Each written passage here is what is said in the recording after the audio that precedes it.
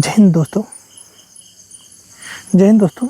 जैसा कि आप लोग को पता है, अगर आप नए हैं तो आपको बता दें कि अभी हम लोग पढ़ रहे हैं पॉलिटी, और पॉलिटी का हमने 3 चैप्टर कंप्लीट कर लिया, जिसमें कि हमारा संविधान सभा, संघ एवं उसके राज्य क्षेत्र और नागरिकता। ठीक है, तो हमने 3 टॉपिक को कंप्लीट कर लिया है।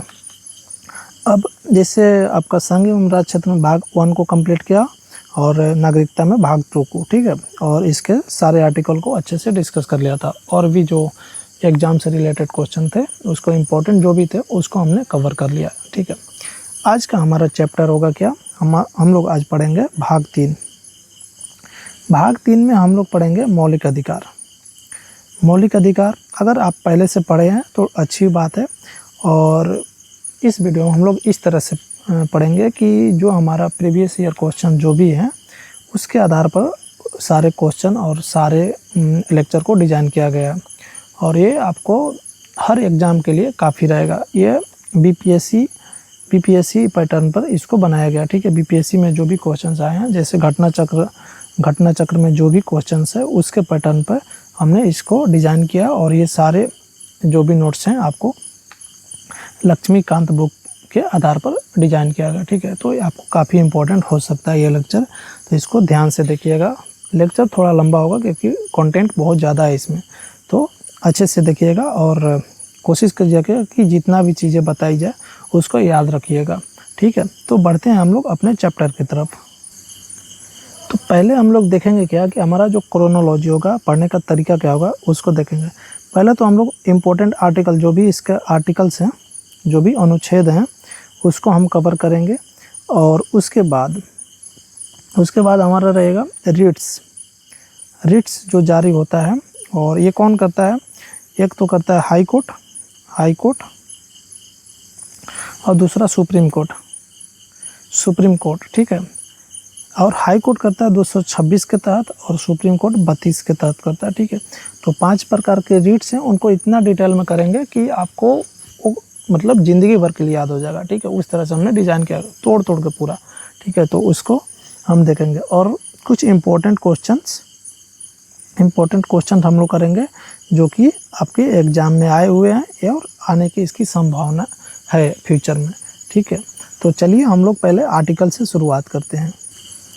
चलिए अब यहाँ पर समझिएगा, तो हमारा जो फंडामेंटल राइट है भाग 3 में आता है, और ये अनुच्छेद 12 से 35 के बीच में है। ठीक है, और इसको कहाँ से लिया गया ये पूछ देता है अक्सर, तो अमेरिका का संविधान से लिया गया है इसको, और अमेरिका के संविधान में इसको क्या बोला जाता है, बिल्स ऑफ राइट। ठीक है, बिल्स ऑफ राइट बोला जाता है, तो इसको याद रखिएगा, ये एग्ज़ाम में अक्सर पूछ लिया जाता है। अब हम चलते हैं अपने जो मौलिक अधिकार है उस पर। तभी वर्तमान समय में हमारे पास कितने 6 मौलिक अधिकार हमको दिया गया है। ठीक है, और इसमें शुरुआत में जो था, जब हमारा संविधान लागू हुआ था उस समय टोटल 7 था। ठीक है, अभी 6 है। कौन सा हटा हुआ उसको आगे हम लोग देखेंगे। ठीक है, तो इसमें अब देखते हैं, एक है समता या समानता का अधिकार या समानता का अधिकार, ये होता है 14 से 18 के बीच में आता है। ठीक है, एक स्वतंत्रता होता है, स्वतंत्रता का होता है हमारा 19 से 22 में। ठीक है, इसमें 19 से 22 में याद रखिएगा।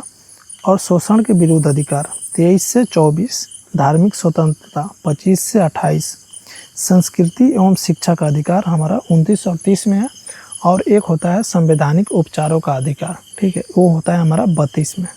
ठीक है, यहाँ तक आपको क्लियर होना चाहिए। अब देखो एक चीज़ आप नोटिस करना, यहाँ पर नोटिस करने वाली बात है कि हमारा ये तो शुरू हो रहा है 12 से, लेकिन हम कहाँ से पढ़ रहे हैं, 14 से। 14 से पढ़ रहे हैं, तो 2 आर्टिकल और है, अनुच्छेद 12 और अनुच्छेद 13। ठीक है, ये हो गया। अब आगे देखिए, यहाँ पर 32 तक हमने जैसे कंप्लीट किया, इसमें बीच में देखिए 29 तक यहाँ पे है, 29 और 30 है संस्कृति एवं शिक्षा का, और वहीं पे हमारे पास क्या है, 31 गैप है। तो एक आर्टिकल हमारा क्या आ जाएगा, आर्टिकल 31।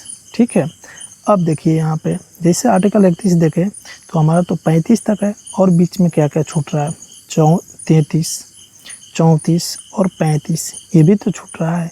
तो इनका अलग से हम लोग करेंगे, ये अलग चीज़ है, इसको आपको दिखाएंगे क्या चीज़ है।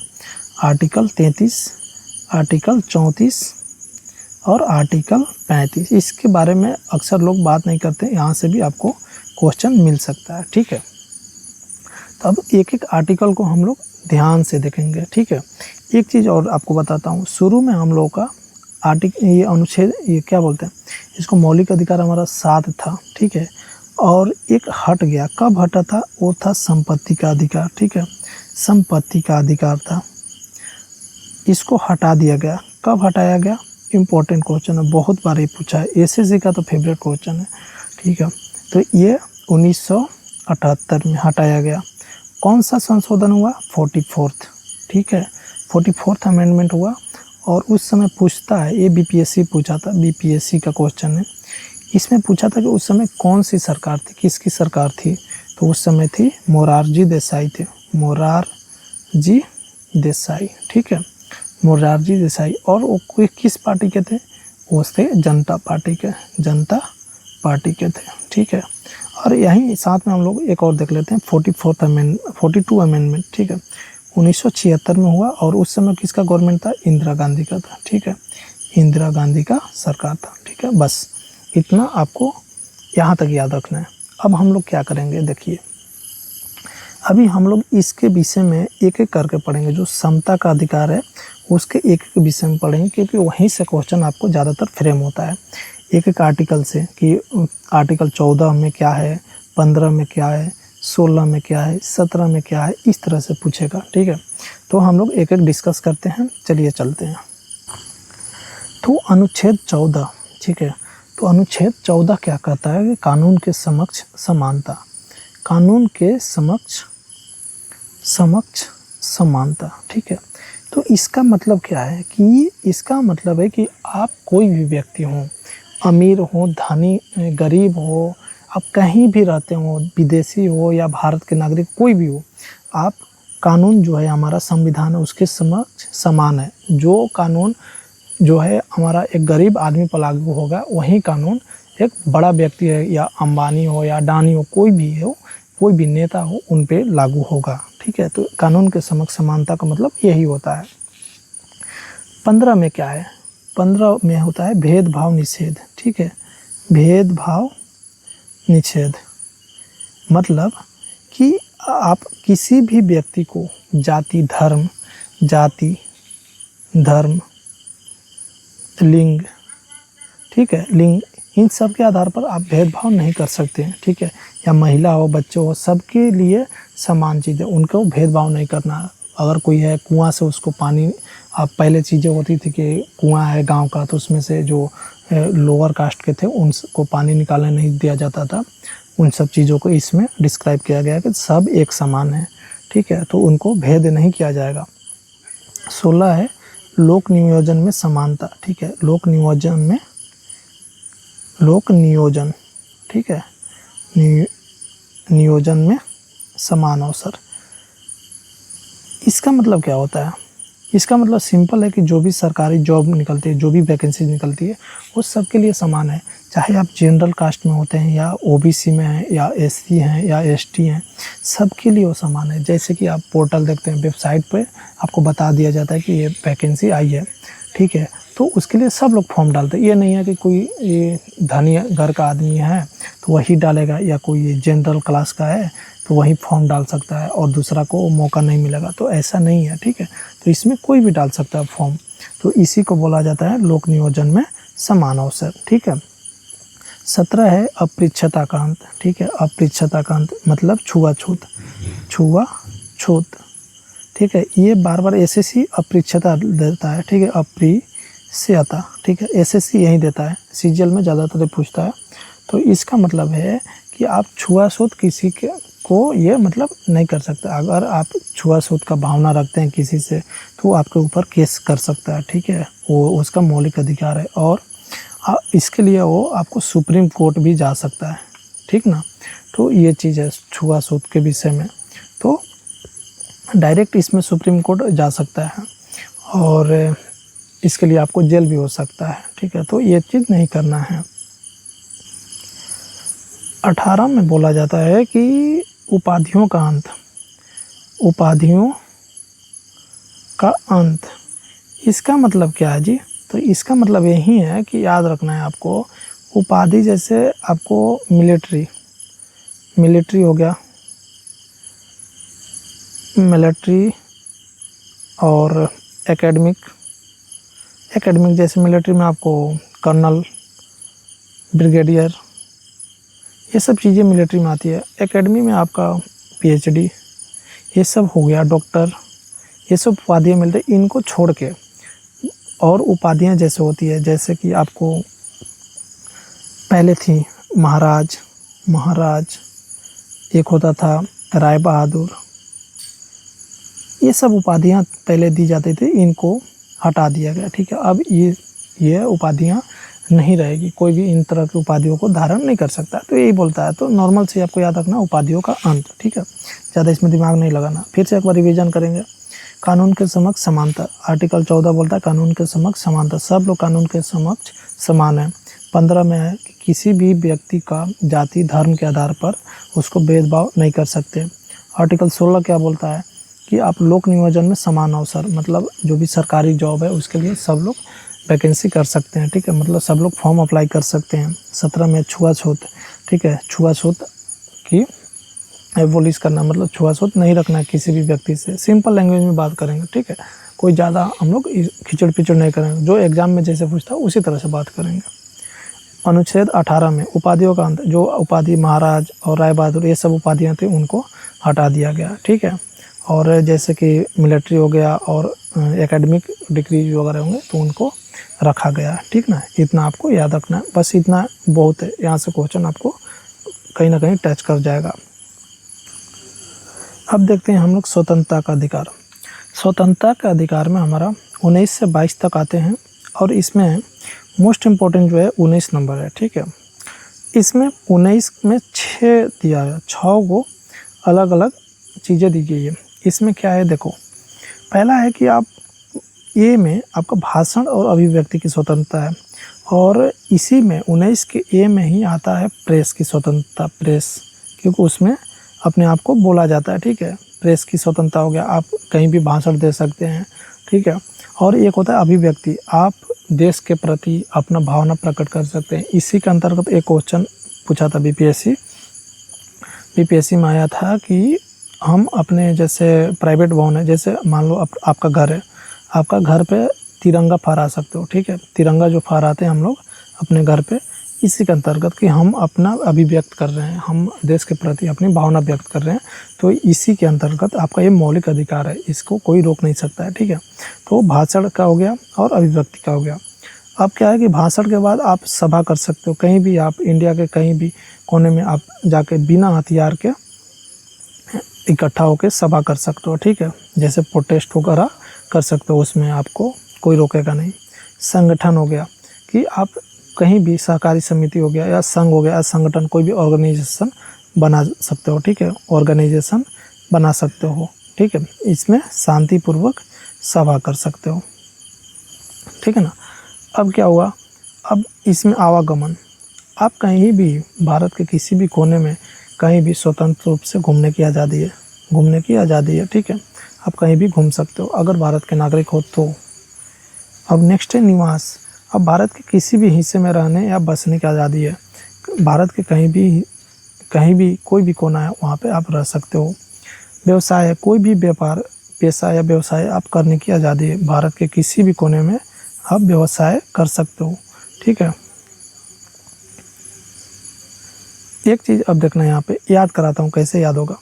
सबसे पहले आप देखो, आप बोल रहे हो, ठीक है, आप बोल रहे हो, भाषण दे रहे हो। ठीक है, इमेजिन करना अभी जो CJP प्रोटेस्ट हुआ था, CJP उसको लेके चलेंगे। ठीक है, तो पहले वो लोग क्या किया, पहले वो लोग ट्विटर से या फेसबुक से एक चैनल बनाया। ठीक है, और वहाँ से बोलना शुरू किया, वो लोग बोलना शुरू किया, फिर बोलते बोलते क्या किया, अब वो लोग प्रोटेस्ट शुरू कर दिया, यानी कि सभा शुरू कर दिया, प्रोटेस्ट शुरू कर दिया। अब जैसे ही प्रोटेस्ट हुआ, अब वो लोग क्या सोच रहा है, वो लोग का प्लानिंग क्या है कि संगठन बनाएंगे इसको, अब मतलब इसको एक पार्टी बनाएंगे, पार्टी रहेगा। ठीक है, CJP क्या होगा, एक लीगल पार्टी के रूप में उसको बनाने का ये लोग प्लान कर रहे हैं। समझ में? उसको इमेजिन करके चलो आप। और आवागमन मतलब अब जैसे पार्टी बन जाएगा तो वो लोग अलग अलग स्टेट में अपना प्रचार करेंगे। ठीक है, स्टेट में प्रचार करेंगे तो घूमना, इसके लिए तो घूमना पड़ेगा ना, तो कहीं भी घूमेंगे। अब जैसे मान लो घूमने लगे तो उनको रेस्ट भी करना है, बीच बीच में कहीं कहीं रुकेंगे ना, तो वो मान लो कि अब कहीं कहीं रुक रहे हैं, स्टेट में जाके निवास कर रहे हैं, तो कहीं कहीं उनका ऑफिस सब बनेगा। ठीक है, अब निवास कर रहे हैं। अब जैसे ही निवास करेंगे तो अब वहाँ पे कुछ खर्च चलाने के लिए उस चीज़ को, जैसे जो बिल्डिंग लेंगे, किराया लेंगे, उसके लिए कुछ बिजनेस भी फैलाना पड़ेगा, तो वो लोग कुछ वहाँ पे बिजनेस भी करेंगे। ठीक है, तो इसको इमेजिन करके इस तरह से याद कर सकते हैं आप। नेक्स्ट हम लोग देखेंगे आर्टिकल 20। तो आर्टिकल 20 कहता है कि अपराध के मामले में संरक्षण दिया गया। ठीक है, तो इसका मतलब क्या है? तो इसमें यह होता है कि अगर कोई व्यक्ति अपराध किया है, ठीक है, अपराध किया है तो उसको सज़ा मिलेगी, बराबर मिलेगी। ठीक है, अब सज़ा कैसे मिलेगा उसी के बारे में इस विषय में इस आर्टिकल में जिक्र किया गया है। तो इसमें क्या किया गया है कि अगर मान लो कोई नया कानून बन गया, ठीक है, जब वो बंदा अपराध किया है उसके बाद, ठीक है, तो नया कानून बनने से अपराध जब किया है ना, उसके अनुसार उसको सज़ा मिलेगी। नया कानून बनने से उसको कोई प्रभाव नहीं पड़ेगा। अगर मान लो 2014 में कोई अपराध किया, ठीक है, अपराध किया, अब उसका केस चल रहा है, उसको सज़ा दिया 2018 में, ठीक है, और 2017 में, और मान लो यहाँ पे इसको टाइमलाइन बनाता हूँ 2017 और 2018। ठीक है, अब देखो 2014 में उसने क्या किया, अपराध, और उसका केस चल रहा है, और फाइनल रिजल्ट कब आया? फाइनल रिजल्ट आता है 2018 में। इसी बीच में एक नया कानून आ जाता है, और 2014 में जो अपराध किया उसके लिए मान लो जो कानून है उसमें उसको 5 साल की सज़ा है 5 साल की, और 2017 में उसी अपराध के लिए अब संशोधन करके कर दिया गया कि उसको 10 साल की सज़ा कर दिया गया। उस बंदा ने तो 2014 में अपराध किया था ना, तो अब 2018 में उसका रिजल्ट आया कि हाँ उसको साबित हो गया, तो उसको कितना सज़ा मिलेगा? उसको 5 साल का ही सज़ा मिलेगा, क्योंकि वो 2014 में अपराध किया। यही इस आर्टिकल में कहा गया है। ठीक है, ये 2017 में संशोधन होकर 10 साल किया गया है, तो ये इस पे लागू नहीं होगा। समझ में आया? तो इसका यही मतलब है। और एक चीज़ और होता है इसमें, एक चीज़ क्या है कि दोहरी मार बोलते हैं, दोहरी मार। इसका मतलब क्या होता है? अगर कोई व्यक्ति एक बार अपराध किया है, तो एक बार अपराध के लिए सिर्फ एक बार सज़ा मिलेगा, एक बार सज़ा। ठीक है, तो इसी को दोहरी मार बोलते हैं कि उसको 2 बार सज़ा नहीं मिलेगा। अगर उसने कोई मर्डर किया तो मर्डर के लिए सिर्फ एक बार ही सज़ा मिलेगा। इसमें तीसरा पॉइंट ये होता है कि अगर कोई व्यक्ति अगर अपराध किया है तो उसको खुद के खिलाफ गवाही देने के लिए आप बाध्य नहीं कर सकते। खुद के खिलाफ वो गवाही नहीं देगा। ठीक है, गवाही नहीं देगा। ज़्यादातर होता है ना कि थाना में क्या करते हैं, मारपीट के उसको बोलते हैं गवाही खुद के खिलाफ दो, तो वही चीज़ है, तो खुद के खिलाफ वो गवाही नहीं देगा। ठीक है, अभी अनुच्छेद 21 देखो। अनुच्छेद 21 में क्या कहता है? प्राण एवं दैहिक स्वतंत्रता। ठीक है, इसमें क्या होता है कि आपका जो भी व्यक्ति है, ठीक है, अगर कोई भी व्यक्ति है उसको जीने का अधिकार है। ठीक है, जीने का अधिकार है, तो उसको क्या चाहिए? जीने के लिए आपको साफ़ पानी चाहिए। ठीक है, उसको अब व्यक्तिगत स्वतंत्रता उसको है, और इसमें क्या होता है? प्राइवेसी चाहिए। ठीक है, प्राइवेसी भी इसको ऐड किया गया। ठीक है, तो ये सब चीज़ें हैं इसमें। बस इसमें ज़्यादा डिटेल में नहीं जाएंगे, क्योंकि ऐसा ज़्यादा क्वेश्चन नहीं, डायरेक्ट एक क्वेश्चन पूछता है आर्टिकल 21 क्या है, और आर्टिकल 21 का ए से क्वेश्चन पूछा जाता है, आर्टिकल 21 का क से। ठीक है, इसमें कहा जाता है 6 से 14 वर्ष के बच्चों के लिए मुफ्त शिक्षा कंपलसरी है। ठीक है, शिक्षा क्या है? कंपलसरी है। ठीक ना, तो इसमें क्या है? मुफ्त शिक्षा देना है 6 से 14 वर्ष के बच्चों को। तो ये हमारा याद रखना है, आर्टिकल 21 और 21 का क। ठीक है, और 22 देखते हैं। ये भी क्या है कि गिरफ्तारी से, ठीक है, गिरफ्तारी निरोध है ये। इसमें क्या होता है, तो गिरफ्तारी और निरोध मतलब क्या है इसका, देखिए एकदम सिंपल लैंग्वेज में, दिमाग नहीं लगाना है। देखो करना क्या है कि अगर कोई व्यक्ति, अगर पुलिस आ गया आपको गिरफ्तार कर रहा है, ठीक है, गिरफ्तार कर रहा है, तो आप उससे पूछ सकते हैं कि वो आपको किस वजह से, किस कारण से गिरफ्तार कर रहा है, ठीक है। नंबर 2 पॉइंट कि अब जैसे आपको गिरफ्तार कर लिया, ठीक है, किसी अपराध के लिए आपको गिरफ्तार कर लिया, तो आप अपना मनपसंद वकील कर सकते हैं, ठीक है, मनपसंद वकील अपना हायर कर सकते हैं, ठीक है। और आपको अपना खुद के बचाव का अधिकार है, आप अपने आप को बचा सकते हैं। अगर आपने अपराध नहीं किया है तो वकील अपना रखिए और उसको कोर्ट में लड़ने के लिए कहिए, वो आपको बचाएगा, ठीक है। नेक्स्ट है, इसी का पॉइंट एक है कि 24 घंटे के अंदर अगर कोई आपको पुलिस गिरफ्तार कर लिया तो 24 घंटे के अंदर आपको मजिस्ट्रेट के पास पेश करेगा, ठीक है। मजिस्ट्रेट जो होगा तो उसके पास उसको हाजिर करना पड़ेगा। अगर नहीं करता है तो आपका यह अधिकार है आप उसके खिलाफ FIR करा सकते हैं, ठीक है।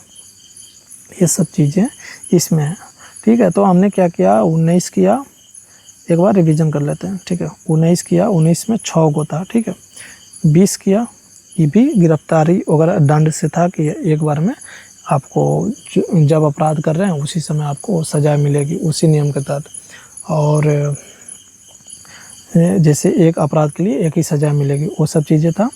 20 में हमने क्या देखा, 20 में यह चीज़ हो गया। 21 में क्या देखा, प्राण एवं दैहिक स्वतंत्रता, ठीक है, प्राण एवं दैहिक स्वतंत्रता, दैहिक, ठीक है। तो ये हमने देखा था।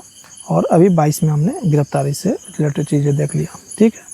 तो आगे देखते हैं अनुच्छेद 23, ठीक है। ये आगे हमारा किसमें, शोषण के विरुद्ध, ठीक है, शोषण के विरुद्ध। आपको नाम से पता चल जाना चाहिए, 23 और 24 इसमें आएंगे। और इसमें क्या है दोस्तों, इसमें देखेंगे बहुत डिटेल से कि इसमें क्या है कि मानव तस्करी, फर्स्ट पॉइंट होता है मानव तस्करी। मानव तस्करी, अगर कोई मानव तस्करी कर रहा है, ठीक है, मतलब इसमें खासकर क्या आता है कि महिलाएं होती है, महिलाएं, छोटी बच्चियां होती हैं, ठीक है, इनका क्या किया जाता है, तस्करी किया जाता है। और इसमें आपको क्या है कि खरीद बिक्री किया जाता है इनकी, और इनसे वेश्यावृत्ति कराया जाता है, समझे, वेश्यावृत्ति कराया जाता है। तो इन सब चीज़ों को इसमें बताया गया है कि ये सब क्या है, अगर कोई व्यक्ति कर रहा है तो ये अपराध है, ठीक है। सेकंड पॉइंट हमारा बेगार या जबरन श्रम, ये क्या है, ठीक है। इसका मतलब ये होता है कि बिना वेतन के, ठीक है, बिना वेतन के आप काम करा रहे हो, बिना वेतन का कोई काम करा रहा है, बिना वेतन, तो क्या है, उसको क्या बोलेंगे, बेगारी बोलते हैं, उसको बेगारी बोलते हैं, ठीक है, बंधुआ मजदूरी टाइप आप समझ सकते हैं, ठीक है। और ये होता है कि जबरन श्रम, मतलब किसी व्यक्ति को काम करने का मन नहीं, उसको ज़बरदस्ती आप करा रहे हो, तो ये भी क्या आता है, ये जबरन श्रम में आता है, ये भी एक अपराध है, ठीक है। तो इसको अनुच्छेद 23 में हमने रखा है, ठीक है। नेक्स्ट है हमारा आर्टिकल 24। अनुच्छेद 24 क्या कहता है, अनुच्छेद 24 बहुत ज़्यादा सिंपल है, ठीक है। इसमें क्या है कि कारखानों आदि में बच्चों को रोज़गार पर रोक लगाना, ठीक है। कारखाने हो गए या फैक्ट्री हो गई, जो फैक्ट्री हो गई, तो या दुकान हो गया, शॉप्स वगैरह होते हैं ना, उस पर क्या होता है कि छोटे छोटे बच्चों को कम पैसे देके उनको कराया जाता है। इसमें होता है कि 14 वर्ष से कम बच्चों को अगर आप काम पर रख रहे हैं तो वो एक अपराध है, ठीक है। जैसे पटाखे उद्योग हो गया, पटाखा। अभी एक चीज़ देखना आप, जो एक अभी वेब सीरीज़ आया है, वेब सीरीज़ कौन सा है, तो आदर्श विद्यालय करके, ठीक है, आदर्श विद्यालय देखना अच्छा है। तो इसमें वो चीज़ दिखाया गया है, जो छोटे छोटे बच्चे हैं, क्लास 10th के होते हैं, उनको इस विषय में दिखाया गया है कि, तो वो बोलते हैं, जो टीचर्स होते हैं स्कूल के, वो उनसे, जो फैक्ट्री वाला होता है, बीड़ी फैक्ट्री होता है, ठीक है, बीड़ी फैक्ट्री होता है, तो वो बोलते हैं कि तुम क्यों रखे, तो वो खुद बोलता है उस समय कि 14 वर्ष से सभी बच्चे ऊपर हैं, ठीक है, तो उसमें बताता है। तो इसी को लेके इसमें किया गया कि जो 14 वर्ष के कम बच्चे हैं तो फैक्ट्री और दुकानों पे उसको काम नहीं करा सकते हैं। ठीक है, तो इतना ही है। एक बार रिवीजन करेंगे। 23 हो गया और 24। 23 में क्या है, जबरन काम नहीं करा सकते, जबरन नहीं करा सकते, बेगारी नहीं करा सकते। ठीक है, 24 में क्या है, 14 वर्ष के कम बच्चे। इसको याद रखने का है कि 24 है, 24 तो इसके लास्ट में क्या है, 4 है, 4 तो इसी से 14 को रिलेट करके आप याद रख सकते हो। इसमें दोनों में कन्फ्यूजन हो जाता है, समझे, तो यहाँ से ऐसे याद कर सकते हो।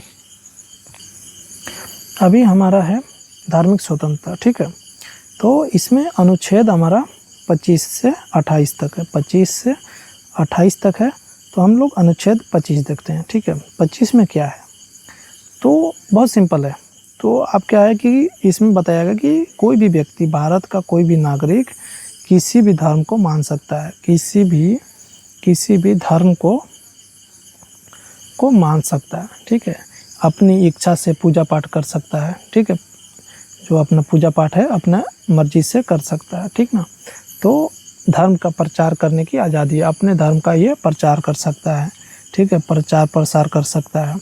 तो ये क्या आ गया, किस में कहा गया, 25 में कहा गया। अब है 25 हो गया 26। 26 में कहता है कि कोई भी व्यक्ति किसी भी धर्म को अगर मान रहा है, तो जैसे हिंदू है, तो हिंदू क्या है, अपना मंदिरों का स्थापना कर सकता है, मंदिर बना सकता है, मंदिर। और मुस्लिम है, मुस्लिम अपना क्या बना सकते हैं, मस्जिद बना सकते हैं, मस्जिद। तो सिंपल शब्द में आप बोले हैं तो अपने जो भी धर्म है वो अपना धार्मिक संस्था का स्थापना कर सकता है, धार्मिक संस्था का स्थापना। इसमें क्या है, धार्मिक संस्था का स्थापना। अब इसको याद रखने का देखो क्या है, 25 में आप क्या किए, धर्म को मान लिए, किसी भी धर्म को आप मान लिए। ठीक है, उसका प्रचार कर रहे हैं। अब प्रचार कर रहे हैं तो उसका क्या करोगे, अब उस धर्म के लिए कुछ बनाओगे ना, तब मंदिर बना लिया, मस्जिद बना लिए, गुरुद्वारा बना लिए, तो धार्मिक संस्था का स्थापना कर लिया 26 के थ्रू। और है 27 को देखते हैं। अनुच्छेद 27 क्या कहता है, देखिए अनुच्छेद 27 में है कि गवर्नमेंट जो है, गवर्नमेंट आपसे ये नहीं बोल सकता है कि आप मेरे को टैक्स दो, टैक्स कि हम किसी चीज़ को बनाना चाहते हैं। जैसे मान लो राम मंदिर है, राम मंदिर बन गया, तो इसमें गवर्नमेंट नहीं बोलेगा कि हमको टैक्स चाहिए। ठीक है, मतलब कि हिंदू धर्म हो या मुस्लिम धर्म हो या कोई भी धर्म हो, उसको बढ़ावा देने के लिए, किसी भी धर्म को बढ़ावा देने के लिए गवर्नमेंट आपसे टैक्स नहीं लेगी। ठीक है, बस सिंपल सा है, गवर्नमेंट आपसे टैक्स नहीं लेगी धर्म के लिए। एक यहाँ पर अपवाद है। अपवाद क्या है, जैसे आप बड़े बड़े मंदिरों में जाओगे, तिरुपति बालाजी हो गए, और एक वैष्णो माता मंदिर हो गया। ठीक है, वैष्णो माता मंदिर हो गया। तो यहाँ पे क्या होता है, टैक्स लिया जाता है। टैक्स क्यों लिया जाता है, ये नहीं कि हम किसी धर्म को प्रचार के लिए ले रहे हैं। गवर्नमेंट बोलती है कि यहाँ पे जो टैक्स लिया जाता है कि वहाँ साफ़ सफाई हो गया, साफ़ सफाई के लिए, वहाँ का जो यात्री आ रहे हैं उनकी मैनेजमेंट सिस्टम जो भी है, मैनेज करने के लिए हर चीज़ वहाँ का, उसके लिए यहाँ पर टैक्स लिया जाता है। ठीक है, तो ये जेन्युइन है। ठीक है, ये अपवाद में आते हैं, और बड़े बड़े मंदिर जो भी हैं वहाँ पे ये चीज़ लगता है। ठीक है, नहीं और ऐसा नहीं बोला जाए कि हम किसी धर्म विशेष के लिए किसी चीज़ को प्रचार करना है उसके लिए आपसे टैक्स लिया जाए, ऐसा गवर्नमेंट नहीं कर सकती है। ये सुप्रीम कोर्ट का गाइडलाइन है। ठीक है, अब 28 नंबर अब देखते हैं हम लोग अनुच्छेद 28। अनुच्छेद 28 क्या कहता है। ठीक है, सिंपल सा लैंग्वेज में बताऊँगा। देखो, ये स्कूल हो गया। ठीक है, ये क्या हो गया, विद्यालय हो गया। ये पूरी तरह से क्या है, गवर्नमेंट अप्रूव है। ठीक है, तो ये अनुच्छेद बोलता है कि हम जो गवर्नमेंट की कोई भी संस्था है वहाँ पे आप किसी भी विशेष धर्म का अगर किसी भी धर्म का आप वहाँ पे चीज़ें नहीं चला सकते। जैसे कि आप हिंदू धर्म ले लेते हैं। ठीक है, हिंदू धर्म हो गया, अगर हम रामायण पढ़ा रहे हैं, रामायण के बुक पढ़ाएं रामायण का, तो ये नहीं पढ़ा सकते। ठीक है, जैसे मुस्लिम धर्म का है, मुस्लिम लोग क्या, तो उनको कुरान पढ़ा रहे हैं तो कुरान क्या है, नहीं पढ़ा सकते हैं। ठीक है, तो ये किसी धर्म विशेष को ये आज़ादी देता है कि हम किसी भी विद्यालय में या कोई भी गवर्नमेंट की संस्था है वहाँ पे ये चीज़ें हम लोग नहीं पढ़ा सकते हैं। समझ में आया, तो ये चीज़ आप ध्यान रखिएगा। अब एक चीज़ और ये ध्यान देना है, अगर कोई स्कूल हो गया, ठीक है, स्कूल हो गया। अब ये प्राइवेट है, ठीक है, लेकिन गवर्नमेंट अप्रूव है, ये भी गवर्नमेंट अप्रूव होता है ना, नहीं तो इलीगल हो जाएगा। तो अब इसमें क्या है कि अगर कोई कुछ चलाना चाहते हैं, जैसे कुछ भी धर्म के रिलेटेड बताना चाहते हैं, तो अगर बच्चे नाबालिग हैं तो बच्चों को पहले पेरेंट्स को बताया जाएगा कि हम ये चीज़ पढ़ाना चाहते हैं। पेरेंट्स बोलते हैं ठीक है आप पढ़ाइए, कोई दिक्कत नहीं, तो पढ़ा सकते हैं। अगर पेरेंट्स बोलते हैं नहीं आपको ये चीज़ नहीं पढ़ाना है, तो ये बच्चे इसमें शामिल नहीं होंगे, ठीक है। इस चीज़ को ये आज़ादी देता है। अब हम लोग इसको रिवीजन करते हैं। 25, 26, 27 और 28। 25 में क्या रखना है? धर्म का प्रचार प्रसार, ठीक है। अब प्रचार प्रसार के बाद मंदिर मस्जिद, यहाँ पर याद रखिएगा, मंदिर मस्जिद का निर्माण, ठीक है। 27 में क्या है? टैक्स को हम लोग टैक्स नहीं ले सकती गवर्नमेंट। 28 में क्या है? शिक्षा, धार्मिक शिक्षा नहीं दे सकते, शिक्षा किसी भी संस्थान में नहीं दे सकते। यहाँ से ऐसे याद रखिएगा, ठीक है, यहाँ से क्वेश्चन आपको बनेगा। अभी देखिए आर्टिकल 29 क्या बोलता है। हम लोग अभी कर रहे हैं संस्कृति एवं शिक्षा, ठीक है। 29 और 30 इसमें है, 2 आर्टिकल है। इसमें 29 बोलता है कि अल्पसंख्यक को हितों का संरक्षण। इसमें क्या है कि संस्कृति को बचाना, जैसे कोई मान लीजिए अल्पसंख्यक वर्ग है, ठीक है, तो अपने भाषा को बचा सकता है, उसका संरक्षण कर सकता है। उसका कुछ संस्कृति है, कल्चर, तो कल्चर का संरक्षण कर सकता है। यही इसमें बताया गया, ठीक है। इसमें ज़्यादा कुछ है नहीं, ज़्यादा इम्पोर्टेंट भी नहीं है, कभी कभी आ जाता है, तो डायरेक्ट इसको बाई हार्ट लर्न कर लीजिए, इसमें कुछ समझने वाली चीज़ नहीं है, ठीक है। तो इसको क्या है, संस्कृति को बचाना और अपने भाषा को। एक आता है अनुच्छेद 30 आता है, इसमें ये थोड़ा सा इम्पोर्टेंट है 30, ठीक है। ये क्या है, ये भी अल्पसंख्यक के लिए है, ठीक है। तो इसमें क्या है कि संस्थान खोलना, जैसे आपको हो गया संस्थान खोलना, जैसे मदरसा हो गया, मदरसा जो खोलते हैं मुस्लिम लोग, ये इसी के तहत आता है। तो ये सब चीज़ें आती हैं इसमें। सरकारी सहायता में बराबरी, जैसे सरकारी कोई ग्रांट मिल रहा है, सरकारी सहायता, जैसे कि गवर्नमेंट कोई देता है ग्रांट देता है ना, सहायता राशि, तो इसमें क्या होता है कि गवर्नमेंट सबको एक साथ लेकर चलता है। जैसे मान लीजिए कोई बहुसंख्यक लोग हैं, ठीक है, बहुसंख्यक हैं, तो उनको जो चीज़ें मिल रही है, तो इसमें बराबरी की हिस्सेदारी होती है इनकी, ठीक है। इसमें मान लो 100 रुपया दे रहा है गवर्नमेंट किसी बड़े संस्था को, तो इनको भी 100 रुपया देगा, ठीक है, दोनों को 100 रुपया देगा, ठीक है ना। तो इस चीज़ को इसमें बताया गया है। एक होता है मुआवजा। अगर मुआवजा, इसमें क्या होता है, तो इसमें ये होता है कि अगर मान लो कोई मदरसा हो गया, इसको गवर्नमेंट तोड़ दिया या इसको एक्वायर कर लिया, ठीक है, इसको किसी कारणवश मान लो कोई ज़मीन चाहिए हो गवर्नमेंट को, या रोड निकालना है, कुछ भी चीज़, तो उसको एक्वायर कर लिया, तो इसके लिए जो संपत्ति है, जितना उसका मुआवजा बन रहा है, तो मुआवजा गवर्नमेंट उसको देगा, ठीक है, वो उसका मुआवजा देगा। ये नहीं कि इनका समुदाय कम है तो इनको नहीं देना है, ऐसा करके नहीं देगा। इसको अगर ऐसा करता है तो सीधे ये लोग क्या जाएगा, सुप्रीम कोर्ट जा सकते हैं, ठीक है, सुप्रीम कोर्ट या हाई कोर्ट जा सकते हैं ये लोग, ठीक ना। तो ये सब चीज़ें थी।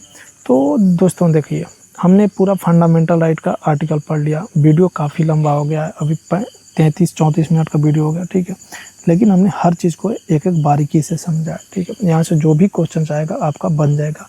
ये था हमारा पार्ट 1। मैंने सोचा था कि इसको एक पार्ट में कर लूँगा, तो लेकिन ये बहुत लंबा हो रहा है तो बोरिंग हो जाएगा, ठीक है। तो इसको पार्ट 1 करते हैं। पार्ट 2 में हम देखेंगे जो आर्टिकल हमारा बचा है, जैसे आर्टिकल 12, 13, एक बचा है 31, 33, 34, 35, ठीक है, ये बचे हैं, इनके बारे में डिस्कस करेंगे। और रीट्स के बारे में, जो हमारा क्रोनोलॉजी था, रीट्स के बारे में देखेंगे। और इसमें इम्पोर्टेंस क्वेश्चन जो आए हैं उसके बारे में देखेंगे, जो कि आपके आर्टिकल से नहीं है, कुछ अलग ही क्वेश्चन हैं, ठीक है, जो कि बार बार एग्ज़ाम में फंस जाते हैं। तो उम्मीद है आपको ये वीडियो अच्छा लगा होगा, ठीक है। हमने कोशिश किया हर चीज़ को कवर करें, और ये इतना नहीं है कि आप इतना करके कर लीजिएगा। आपको प्रीवियस ईयर सेट एक बार लगाइएगा तो आपको आइडिया लग जाएगा कि चीज़ें काफ़ी अच्छी से बताई गई है, ठीक है। अब देरी नहीं करते हैं, वीडियो काफ़ी लंबा हो गया। मिलते हैं आपसे अगले वीडियो में, तब तक के लिए जय हिंद।